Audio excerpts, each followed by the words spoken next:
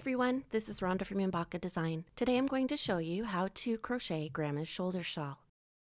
This pattern uses bulky weight yarn and a 6.5mm K hook. I used the red Heart Hygge Fur yarn to crochet this project. To begin, we make a double magic ring and chain 4.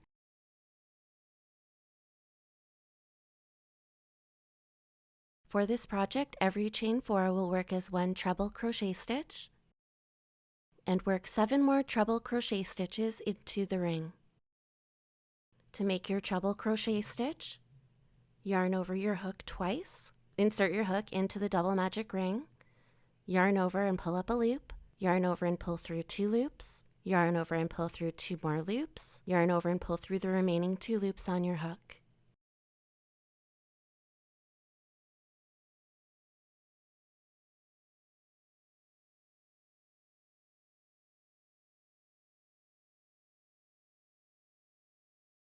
When you're working this project, if you'd like to count your stitches, I recommend that you count the posts of the stitch rather than the rings themselves. We are working in between the stitches for the project, not into the top loops. I find the top loops are a little bit more difficult to see with this type of yarn, and I'd like this project to be as easy as possible.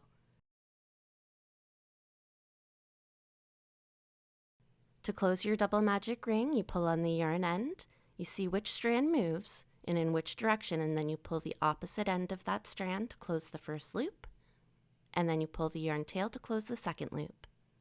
At the end of row 1, turn your work, and we'll begin row 2. We start with a chain 2, and for our project, this chain 2 counts as our first half double crochet for every row we use it in. Now work 1 half double crochet in the first space. That's the space following the stitch that you just worked into for the chain 2. And then work 2 half double crochets in each remaining stitch space across. So locate the posts of each of the stitches and just insert your hook into the space beside that post to work your stitch.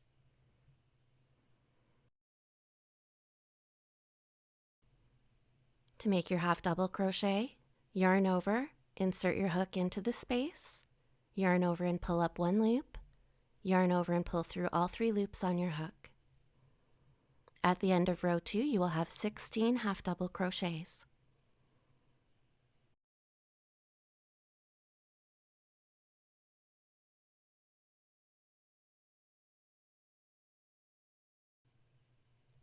The last 2 half double crochets are worked into the turning chain at the end of the row.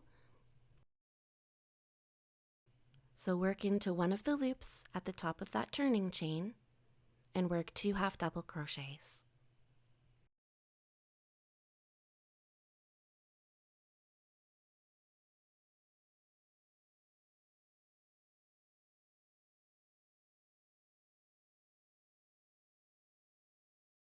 Turn your work and begin row 3. Chain 4, this counts as our first treble crochet stitch, and work 1 treble crochet stitch into the first stitch space.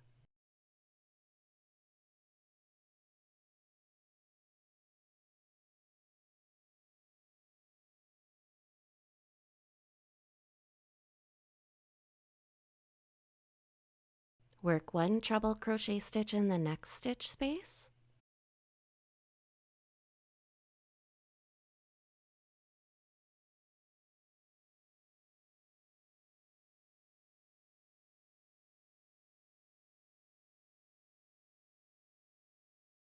And then for the rest of the row, we're going to repeat this sequence. We're going to work 2 treble crochets in the next stitch space and 1 treble crochet in the next stitch space. So work 2, then 1, all the way across.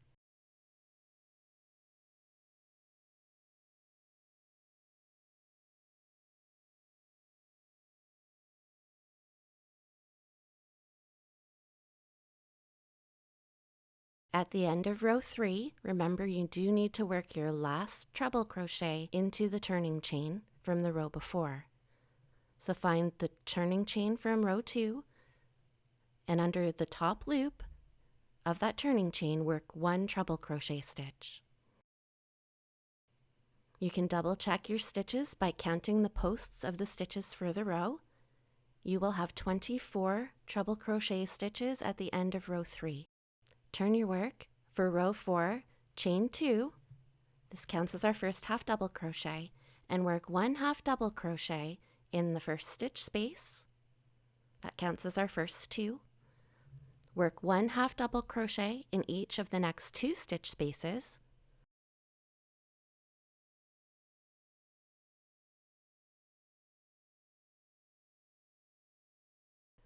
And then we repeat this all the way across, working 2 half double crochets in the next stitch space, 1 half double crochet in each of the next 2 stitch spaces. So you work 2 in one, and then 1 in each of the next 2, all the way across, remembering to work your last half double crochet in that turning chain from row 3. So find the top loop of your chain 4 from row 3, and work under one of the loops, work 1 half double crochet. At the end of row 4, you have 32 half double crochet stitches. For row 5, we begin with our chain 4, which is our first treble crochet stitch. Turn your work, and we work 1 treble crochet in the first stitch space. Then work 1 treble crochet stitch in each of the next 3 stitch spaces.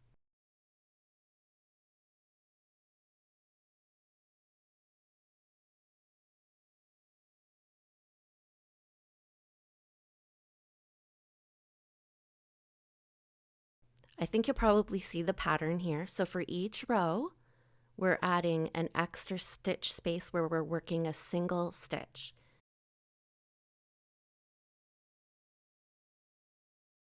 So for row 5, we're working 2 in the first stitch, and then we work 1 in each of the next 3.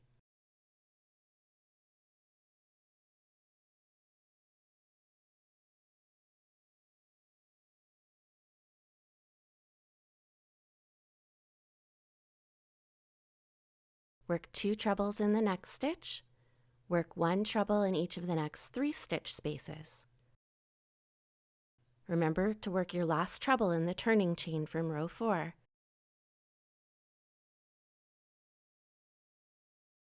At the end of row 5, you had 40 treble crochet stitches.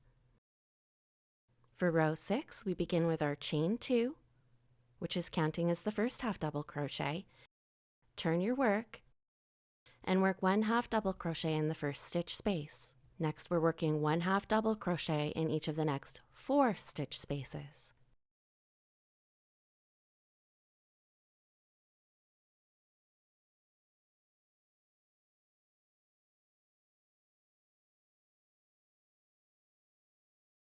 So we repeat this all the way across, working 2 half double crochets in the next stitch space, then 1 half double crochet in each of the next 4 stitch spaces.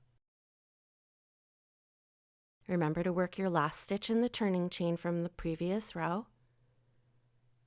And at the end of row 6, you have 48 half double crochet stitches. Turn your work. For row 7, we're working a chain 4, which is our first treble crochet stitch, and 1 treble in the first stitch space.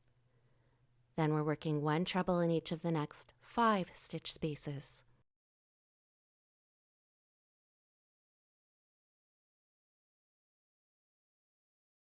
We repeat that sequence across, working 2 trebles in the next stitch space, and then 1 treble in each of the next 5 stitch spaces.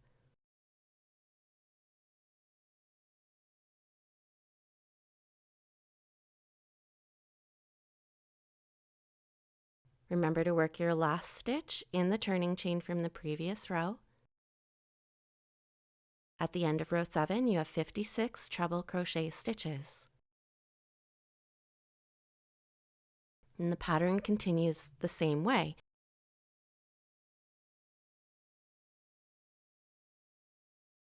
We repeat a row of half double crochets and then a row of treble crochets. Each row, we have 1 extra stitch space that we work 1 single stitch into. So for row 8, We're working a chain 2, counting as our first half double crochet, and 1 half double crochet in the first stitch space. Then we're working 1 half double crochet in each of the next 6 stitch spaces. And we do the same thing for row 9 that we did the last time we worked our treble crochets, except now we have 7 stitch spaces where we're working 1 treble crochet. Now you can continue working the sequence over and over until your shawl is as large as you'd like it. If you'd like this to be much bigger, you just keep going. Each row will be worked the same way, except you'll have 1 extra stitch space to work your 1 single stitch into. So for row 12 you have 10 stitch spaces, and then for row 13 there's 11 stitch spaces. For row 14 you'll have 12 stitch spaces.